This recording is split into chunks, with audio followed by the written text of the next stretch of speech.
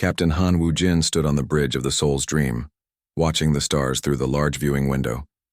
The ship was huge, carrying 50,000 people to their new home on a planet called Kepler 442b. These people had left Earth to start fresh lives in a new world far away from home. Han was a former military officer who had fought in many battles on Earth. Now he was older and wanted peace. Leading these families to safety felt good to him. The ship looked like a normal passenger vessel from the outside, but Han knew it carried secrets that most people did not know about. Dr. Park Ji-hai walked onto the bridge carrying her data pad. She was the chief scientist for the mission and knew more about alien life than almost anyone on Earth. Her job was to study any strange life they might find on their new planet. "Captain, we are getting close to the Kepler system," Park said. "We should arrive in 2 days." Han nodded and smiled. "Good. The people are getting excited to see their new home. The children especially." Just then, the communication officer called out, "Captain, we are getting a message from an unknown ship. They say they are from something called the Veltar Hegemony." Han felt his stomach drop. This was not good news. Earth had always wondered when they would meet aliens, but they hoped it would be peaceful. "Put the message on the main screen," he said. A strange face appeared on the screen. The alien had purple skin and 4 eyes. It looked angry and spoke in a rough voice that their computers translated into Korean. "Human vessel, I am Commander Thelvos of the Veltar Hegemony. You are in our space without permission. You will stop your ship and prepare for inspection. We will take what we need from your cargo." Han stepped forward. He had dealt with bullies before, both human and now alien ones it seemed. "Commander Thelvos, I am Captain Han Woo-jin. We are peaceful travelers going to establish a colony. We have the right to travel through this space under galactic law." The alien laughed, showing sharp teeth. "Galactic law? You primitives know nothing. There is only Veltar law here. We have ruled this sector for 1,000 years. Lesser species like you must obey us or be destroyed." Park moved closer to Han and whispered, "Captain, our sensors show their ship is much more advanced than ours. They have weapons we have never seen before." Han kept his face calm, but inside he was thinking fast. Earth had prepared for this day for over 100 years. Every colony ship carried hidden defenses and trained fighters. The Soul's Dream looked helpless, but that was exactly what Earth wanted aliens to think. "Commander, we do not want any trouble," Han said. "We are just families looking for a new home. Surely you can let us pass in peace." Thelvos made an angry sound. "You dare to negotiate with me? Your primitive ship will submit now, or we will take it by force. You have 1 minute to surrender." The communication ended and the bridge became very quiet. Han looked around at his crew. These people trusted him to keep them safe. He would not let them down. "Dr. Park, please go to the secure lab and prepare the defensive protocols," Han said quietly. "Tell Lieutenant Kim Do-hyun to get his security teams ready, and contact Engineer Choi Min-ho. Tell him it is time to activate the hidden systems." Park's eyes went wide. She knew what this meant. "Captain, are you sure? Once we show them what we can really do, there will be no going back. They made that choice for us when they decided to threaten innocent families," Han replied. "Go, we do not have much time." As Park ran from the bridge, Han activated his personal communicator. "This is Captain Han to all department heads. We are now under threat from hostile aliens. All civilians should go to the safe areas immediately. All security personnel should report to their battle stations. This is not a drill." The ship's alarms began to ring, but they were quiet alarms that would not scare the children. Han had practiced this many times. The families would be safe in the protected areas of the ship, while the trained fighters dealt with the danger. Lieutenant Kim Do-hyun arrived on the bridge wearing combat gear. He was young, but had trained his whole life for war. "Captain, my teams are ready. The corridors are being prepared for defense." Engineer Choi Min-ho's voice came over the communicator. "Captain, the hidden weapon systems are coming online. The aliens will not expect what we have." Han felt proud of his crew. Earth had sent their best people on this mission. knowing that someday they might meet hostile aliens. Every person on the ship had a job to do if trouble came. "Sir, the alien ship is moving closer," the sensor officer reported. "They are charging their weapons." Han sat in his captain's chair and made his choice. "All hands, this is the captain. We tried to be peaceful, but these aliens want to hurt our families. We will not let that happen. Show them what humans can do when we protect our own." The Soul's dream suddenly changed. Hidden armor plates moved to protect important areas. Weapon ports opened that had been invisible before. The ship's engines began to hum with new power as the real systems came online. On his ship, Commander Thelvos watched in surprise as the primitive human vessel transformed before his eyes. What is this? Their ship is not what it seemed. But it was too late for second thoughts. Thelvos had already committed to attacking what he thought were helpless primitives. His crew was watching, and he could not look weak now. "Fire on the human ship," he ordered. "Disable their engines and prepare the boarding teams. We will teach these animals their place." The alien weapons hit the Soul's dream, but the hidden shields absorbed most of the damage. The ship shook, but it did not break. Han smiled grimly. "Now they will learn that humans are not as helpless as we look. Return fire, but aim only to disable. We are not the monsters here." The Soul's dream fired back with weapons the aliens had never seen before. The battle for humanity's future had begun, and Han was determined that his people would survive.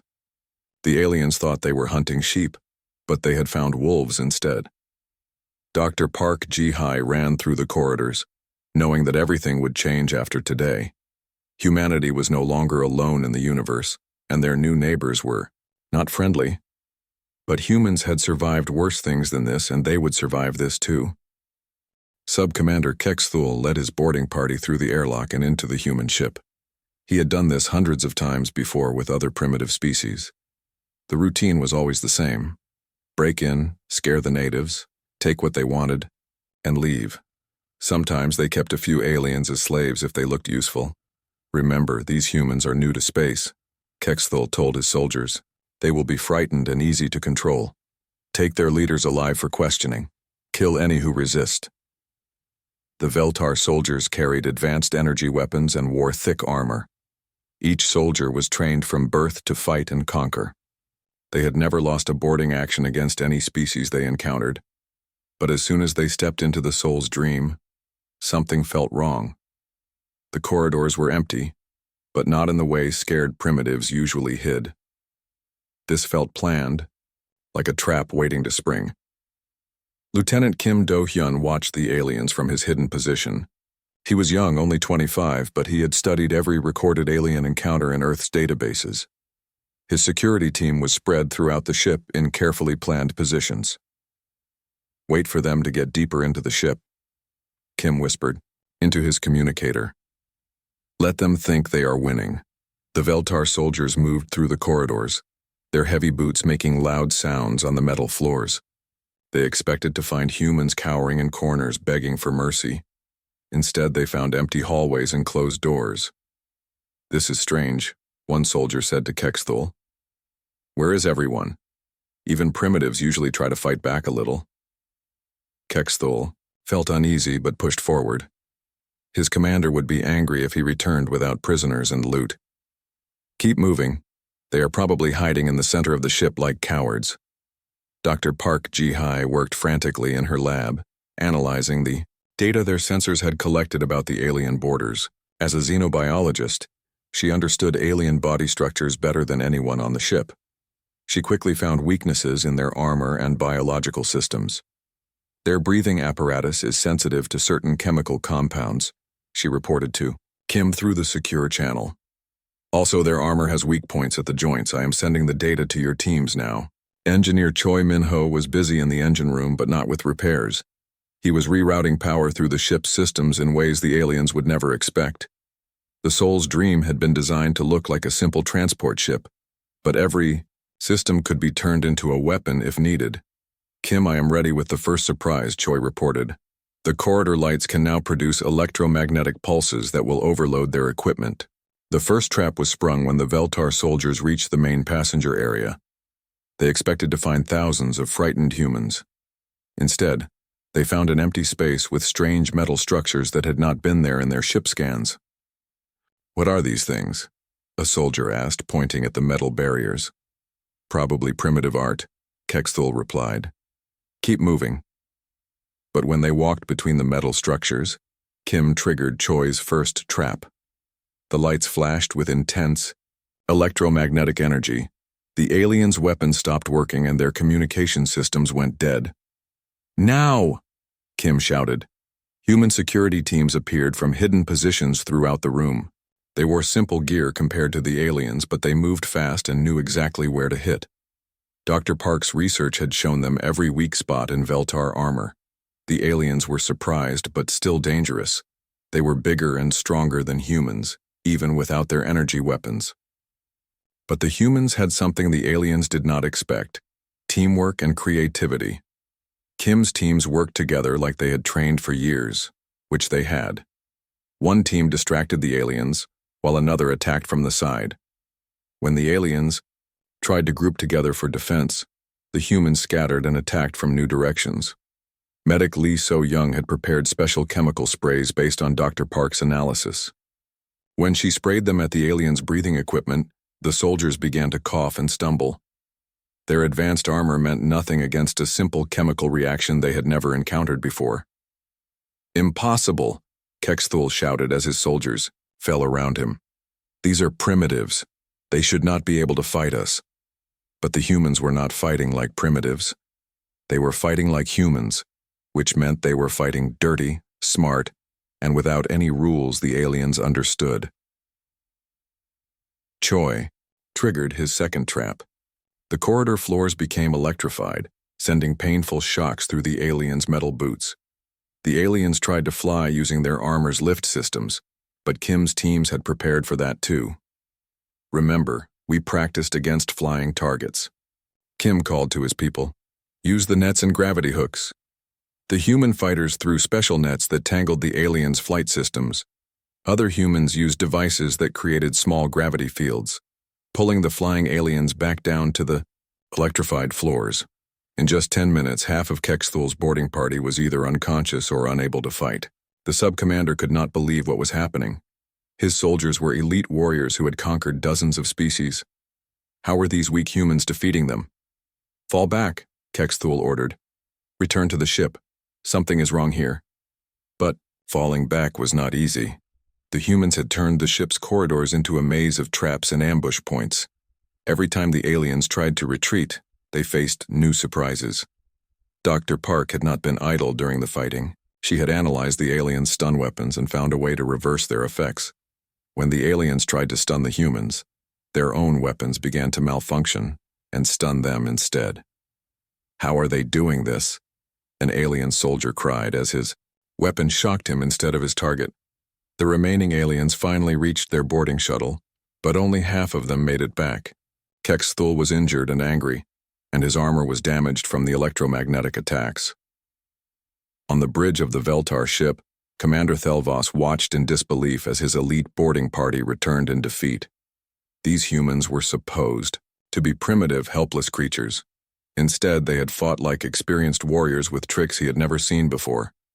"Sir, the humans are sending us a message," his communication officer reported. Captain Han's face appeared on the screen. He looked calm and serious. "Commander Thelvos, you attacked our ship and tried to hurt our families.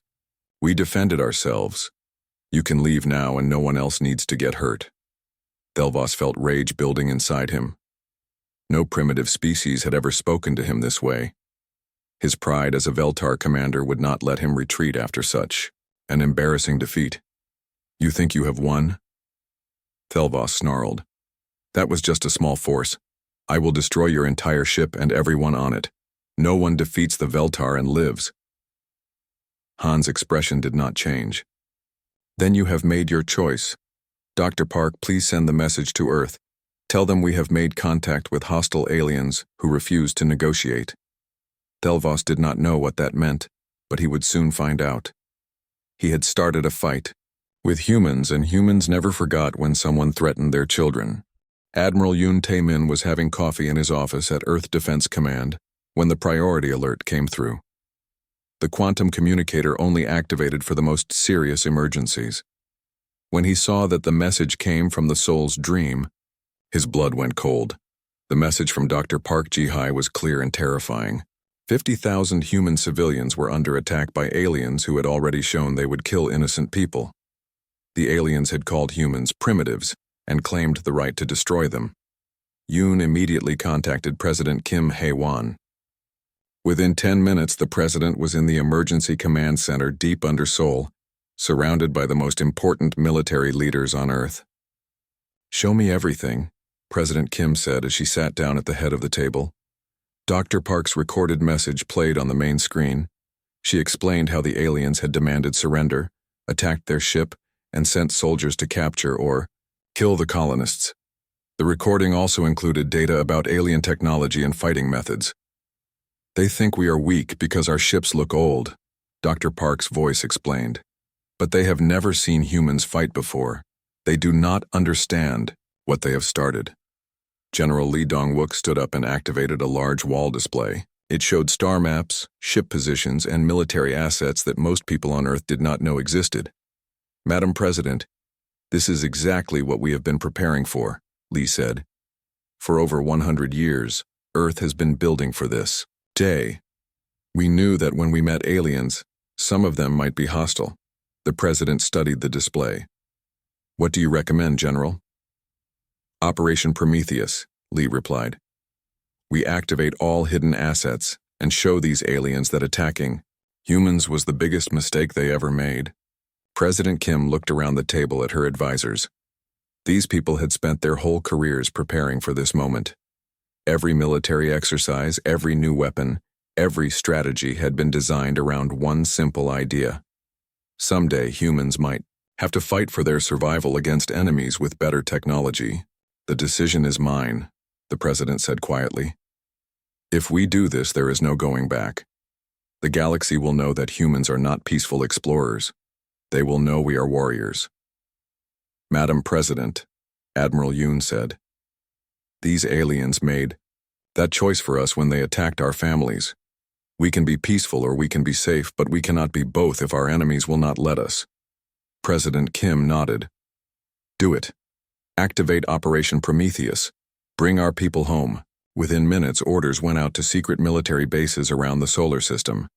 Ships that had been hidden on the far side of the moon powered up their engines. Space stations that looked like research facilities revealed their true purpose as military command centers. Fleet Commander Park Sung-min received his orders aboard the stealth frigate Ghost of Incheon. His ship was one of 12 vessels designed specifically to fight enemies with superior technology. They were fast, invisible to most sensors, and carried weapons that no alien had ever seen before. "All ships, this is Commander Park," he said, over the secure channel. "We have waited our whole lives for this mission. Human civilians are under attack. We will not let them down." The human fleet was small compared to what the aliens might have, but it was built for a different kind of war. Earth's military had studied every battle in human history and learned that smaller forces could defeat larger ones if they were smarter, faster, and more desperate. Dr. Song Mi-jin worked frantically in her laboratory, analyzing the data from the soul's dream. As Earth's leading expert on alien psychology, her job was to find weaknesses in how the aliens thought and fought. "They are arrogant," she reported to Admiral Yoon. "They believe they are naturally superior to all other species. This makes them predictable. They will not expect humans to use tactics that they consider dishonorable." "What kind of tactics?" Yoon asked. "Everything," Song replied. "They fight like nobles in a formal duel. We need to fight like survivors in a war. They want to win with honor. We just want to win." Meanwhile, the human fleet raced toward the Kepler system at maximum speed. The journey would take 3 days, but Captain Han and his people had to survive that long. On Earth, the news was carefully controlled. The public knew that one of their colony ships was in trouble, but they did not know the full extent of the alien threat. President Kim wanted to avoid panic while the military handled the situation, but in secret facilities around the world, Thousands of people worked to support the rescue mission. Engineers prepared new weapons that had never been tested in real combat. Scientists analyzed alien technology to find ways to defeat it. Strategists planned battles that they hoped would end the war before it really began. Admiral Yoon stood in the command center, watching displays that showed the positions of every human ship in space. For the first time in over a century, Earth's hidden military was fully active and heading into battle. "Sir, we are getting reports from our listening posts," an officer reported. "The aliens are calling for reinforcements. They are treating this as a minor police action against primitives." Yoon smiled grimly. "Good. Let them think that. The longer they underestimate us, the better our chances of ending this quickly." Fleet Commander Park's voice came over the communicator. "Admiral, we are 6 hours from the target system. All ships are ready for combat." "Remember the mission parameters," Yoon replied. "Rescue our civilians first. Everything else is secondary. But if these aliens want a war, we will give them one they will never forget." In the Kepler system, Captain Han held his ship together while waiting for help to arrive. The aliens had pulled back after their failed boarding attempt, but they were still out there calling for more ships to finish the job. Dr. Park Ji-hai continued to analyze alien communications. "Captain, they are talking about making an example of us. They want to show other species what happens when someone resists the Veltar hegemony." Han looked out at the stars, knowing that somewhere in that darkness, human warships were coming to help. "Then we will show them what happens when someone threatens human families. They started this fight, but we will finish it." The Soul's Dream continued to broadcast its position and status back to Earth. Every human in the galaxy would know what happened here. If the aliens wanted to make an example of humans, they would get their wish, just not the kind of example they expected. Earth had been preparing for this war longer than most alien civilizations had existed. The Veltar thought they were hunting helpless prey, but they had actually cornered the most dangerous predators in the galaxy. Soon, they would learn the difference. The human fleet arrived at the edge of the Kepler system like ghosts in the night. 12 stealth frigates moved through space without making any noise or light that alien sensors could detect. They had been traveling for 3 days, and now they could see their target. Captain O.J. Sung commanded the lead ship, Ghost of Incheon. He studied the tactical display showing enemy positions. The aliens had turned the system into a trap, with the Soul's Dream floating damaged in the center, like bait. "Look at this," O said to his tactical officer. "They have 40 ships surrounding our people. They think we will charge in like heroes in an old movie." Commander Thelvos had indeed called for reinforcements. His fleet now included heavy cruisers, destroyers, and support vessels. He was confident that when the primitive humans came to rescue their people, he would destroy them all and prove Veltar superiority. But the humans did not charge in. Instead, they began to hunt. Fleet Commander Park Sung-min coordinated the attack from his ship.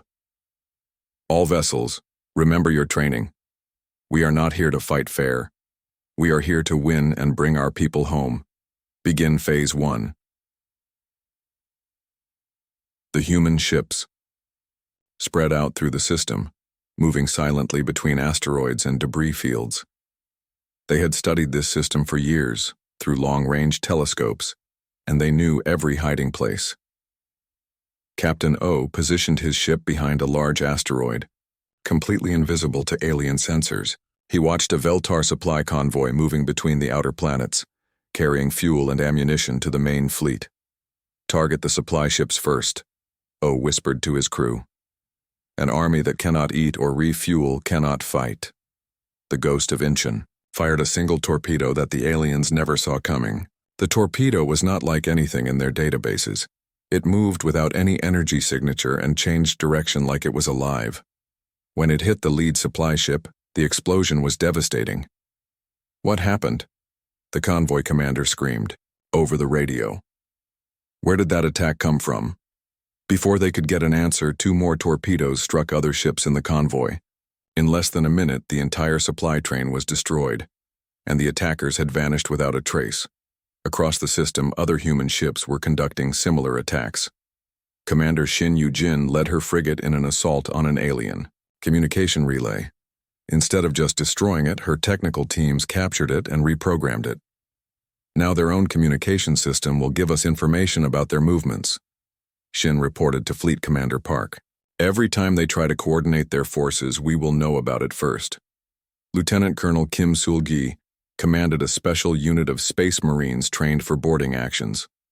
But instead of fighting their way onto enemy ships, they used captured alien technology to fool the ship's computers. The aliens trust their technology too much, Kim explained to her teams. Their ships think we are authorized maintenance crews. By the time they realize the truth, it will be too late. Kim's Marines boarded a Veltar destroyer using their own shuttle bays. The alien crew never knew humans were on their ship until Kim's people had taken control of the main computer. Then the destroyer suddenly turned its weapons on other Veltar ships. Impossible! Commander Thelvos shouted as he watched his own ships attacking each other. How are the humans doing this? But the humans were just getting started. Every attack was carefully planned to cause maximum confusion and damage while revealing nothing about human capabilities. The aliens never saw the human ships, never understood how their technology was being turned against them, and never got a chance to study human weapons. Captain O moved his ship to a new position and prepared for the next attack. His target was a Veltar heavy cruiser that was trying to coordinate the defense. Instead of attacking the ship directly, he launched a special weapon that attached itself to the cruiser's hull. "What is that thing?"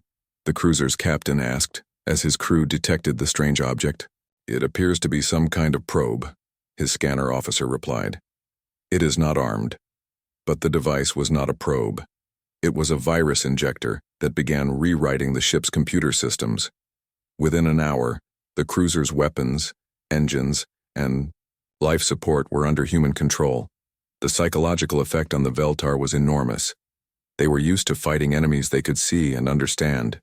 But the humans fought like phantoms, striking from nowhere and disappearing before anyone could respond. "Sir, we have lost contact with 6 more ships," Thelvos's communication officer reported. "The humans are systematically destroying our fleet, but we cannot find them to fight back."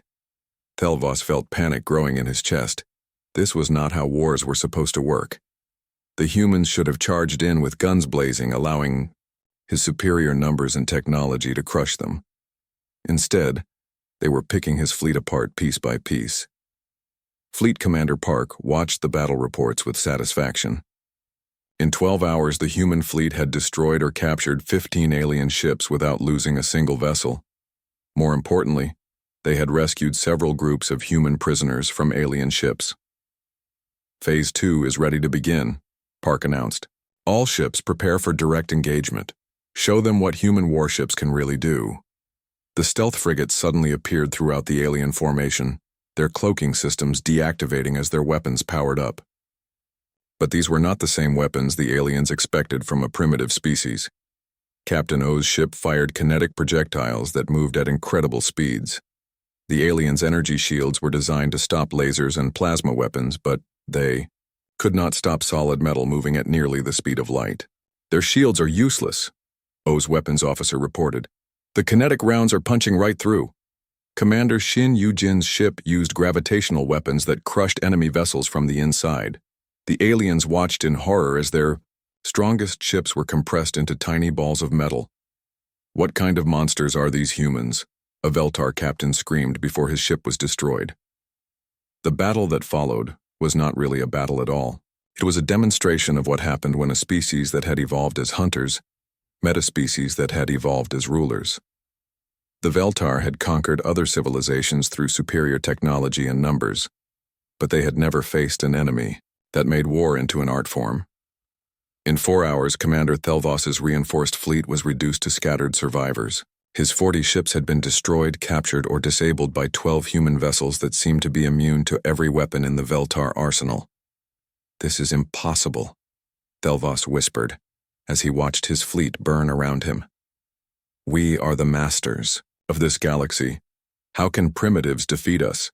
Captain Han's voice came over the communication channel from the Soul's Dream. "Commander Thelvos, your fleet is destroyed. Surrender now, and we will treat your survivors with mercy. Continue fighting and we will finish what you started."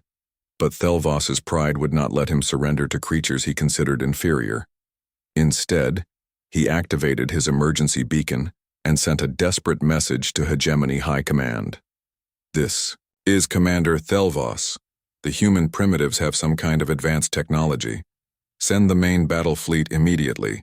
Send everything." Fleet Commander Park smiled as he intercepted the message. "Perfect. Let them bring their entire military. We will show the whole galaxy what happens when someone threatens human families." The first battle was over, but the war was just beginning. The aliens had learned that humans were not the helpless primitives they appeared to be. Now they would learn that humans never stopped fighting until their enemies could never threaten them again. Supreme Admiral Velkothan was enjoying his morning meal when the emergency message from Commander Thelvos arrived. The message was desperate and confusing, talking about primitive humans with impossible technology. Velkothan almost deleted it as the ravings of a defeated commander making excuses. But the data files that came with the message were real. They showed Veltar ships being destroyed by weapons that should not exist. The humans were using tactics that no civilized species would consider acceptable. "Impossible," Velkothan muttered as he watched human ships appear and disappear like ghosts. These readings must be wrong. But as more reports came in from the survivors, Velkothan realized that something unprecedented was happening. A species that had never been in space for more than a few hundred years was defeating the Veltar hegemony's finest fleet. Velkothan's pride as the supreme military commander would not allow this insult to stand. He ordered the third battle fleet to assemble, 200 ships that had never lost a major engagement. This would be enough firepower to sterilize an entire planet. "We will show these humans what real power looks like," Velkothan declared to his staff. "When we are finished, their species will serve as an example to any other primitives who think they can resist the hegemony." Admiral Yoon Tae-min received the intelligence report about the approaching alien fleet while he was reviewing casualty reports. The first battle had been a complete success. No human deaths, minimal damage to their ships, and the rescue of all colonists from the Soul's Dream. "Sir, our deep space sensors show a massive alien force heading for the Kepler system," his intelligence officer reported. 200 ships, including several dreadnoughts we have never seen before." Yoon smiled grimly. "Perfect. Signal Fleet Commander Park to begin Phase 3 and contact Dr. Bae Insu. Tell him it is time to implement the master strategy. Dr. Bae Insu had spent 40 years studying human military history. He understood that humanity's greatest victories had always come when they were outnumbered and desperate. The key was to make the enemy commit everything to one decisive battle, then use that commitment against them. "The aliens think in terms of honor and direct confrontation," Bae explained to the Joint Chiefs. "They cannot understand an enemy that treats war as a problem to be solved rather than a contest to be won." General Lee Dong-wook activated the second phase of Operation Prometheus. Around the solar system, hidden installations came online. These were not the stealth frigates that had won the first battle. These were humanity's true warships, built in secret over decades. Captain Kang Hyun-woo received his orders aboard the dreadnought Spirit of Soul. His ship was 3 times larger than anything the aliens had built, but it had been hidden inside, a hollowed-out asteroid for 20 years. Now it was time to reveal humanity's real military power. "All hands, this is the captain," Kang announced over the ship's communication system. "We have waited our whole careers for this moment. Today we show the galaxy that humans are not victims. We are apex predators." The Spirit of Soul and 11 other human dreadnoughts moved toward the Kepler system. These ships carried weapons that human scientists had been developing since the first radio signals from space. Every system was designed around one simple principle: how to kill something bigger, stronger, and more advanced than yourself. When Supreme Admiral Velkothan arrived at the battlefield, he expected to find the remnants of Thelvos's fleet and a few primitive human ships hiding behind asteroids. Instead, he found something that changed his understanding of warfare forever. The human fleet was waiting for him in perfect formation. 12 massive dreadnoughts hung in space like sleeping dragons, surrounded by smaller vessels that moved with deadly precision. This was not a ragtag group of explorers. This was a military force that had been preparing for this exact battle. "How is this possible?" Velkathon whispered. "Our intelligence said they were primitives with outdated technology." "Sir, our sensors are detecting energy signatures we have never seen before," his science officer reported. "Their weapons are based on principles we do not understand." But Velkathon had brought 200 ships against 12. Even if the humans had better individual vessels, the numbers were still overwhelmingly in his favor. "All ships, attack formation. We will crush them through sheer firepower." The battle that followed would be studied by military historians for centuries. The aliens attacked in traditional formations, using tactics that had worked against every other species they had encountered. The humans responded with strategies that seemed to come from a completely different understanding of warfare. Captain Kang's dreadnought fired its main weapon, a particle beam that could cut through planets. But instead of aiming at individual ships, he targeted the gravitational fields that held the alien formation together. Suddenly, Velkothan's carefully organized fleet was scattered across thousands of kilometers of space. The smaller human ships moved through the confused alien formation like sharks through a school of fish.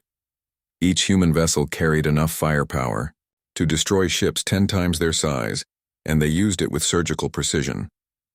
General Lee Dong-wook arrived with the final surprise: the Korean Space Marines. These were soldiers who had trained their entire lives for zero-gravity combat against technologically superior enemies. They did not capture enemy ships. They turned them into floating tombs. Colonel Park Jin-ho led his Marines in boarding actions that the aliens could not comprehend. Instead of fighting for control of enemy vessels, the Marines planted devices that turned the ship's own systems against their crews. "Their life support is failing," an alien captain screamed as his ship's atmosphere was vented into space. "The humans are inside our computer systems." Within 6 hours, Supreme Admiral Velkothan's mighty fleet was reduced to burning wreckage. 200 ships that had been the pride of the Veltar military were either destroyed or captured. The aliens who survived would carry stories of human warfare back to their homeworld. But the most terrifying moment came when Admiral Yoon opened a communication channel to the surviving alien commanders. His message was broadcast on all frequencies, so that every species in the galaxy would hear it. "This is Admiral Yoon Tae-min of the Human Defense Force," he said calmly. "You attacked our civilians without provocation. You threatened our families. You called us primitives and tried to enslave us. This is what happens when someone makes that mistake." Velkathon stared at the human admiral through his damaged view screen. "What are you?" "We are what evolution creates when a species fights for survival for millions of years," Yoon replied. "We are what happens when every generation must be stronger than the last or die. You conquered other species through superior technology. We learned to win through superior will." The message continued to broadcast throughout the galaxy. Other alien civilizations received the transmission and watched in shock as the mighty Veltar hegemony was crushed by a species they had never heard of. Dr. Song Mi-jin's psychological analysis had been correct. The aliens thought like conquerors, but humans thought like survivors. The difference was everything. As the human fleet prepared to move toward Veltar space, one fact became clear to every intelligence agency in the galaxy. Humanity was not a peaceful species that occasionally fought wars. They were a warrior species that occasionally made peace. The Veltar had wanted to make an example of the humans. They had succeeded, but not in the way they intended. Now, every civilization in the galaxy knew that attacking humans was not just dangerous, it was evolutionary suicide.